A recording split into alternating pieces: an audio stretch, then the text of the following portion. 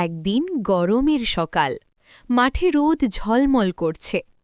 একটি ফড়িং ডাল থেকে ডালে লাফিয়ে বেড়াচ্ছে, গান গাইছে আর আনন্দ করছে।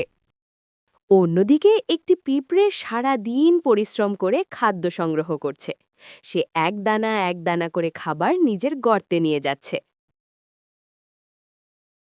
ফড়িং হেসে বলল, ওহে পিঁপড়ে, এত কষ্ট করে কি লাভ? এসো, আমার সঙ্গে গান গাও, নাচো।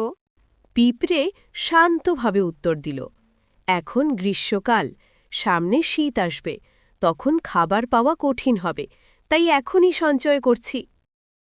ফড়িং কথাটা শুনে হাসল আর বলল, শীত আসতে এখনো অনেক দেরি, এত চিন্তা করে কি হবে? দিন গেল, ঋতু বদলালো, এলো কনকনে শীত। ফড়িং তখন ঠান্ডায় কাঁপছে, কোথাও খাবার নেই, অনাহারে সে দুর্বল হয়ে পড়ল।